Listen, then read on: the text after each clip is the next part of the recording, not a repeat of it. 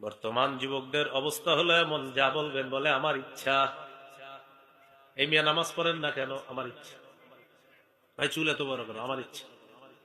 এতক্ষণ মোবাইল চালান কেন? আমার ইচ্ছা। ভাই সিনেমা হলে কেন যাচ্ছেন? আমার ইচ্ছা। ভাই অশ্লীল সিনেমা দেখছেন কেন? আমার ইচ্ছা। আমার টাকা, আপনার কি?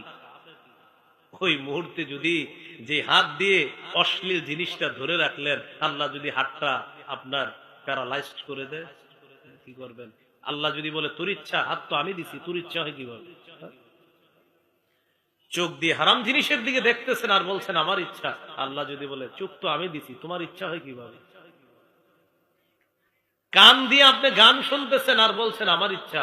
আল্লাহ বলবে কান আমি দিয়েছি, ইচ্ছা তোমার হবে কিভাবে? বলেন আসমান কার?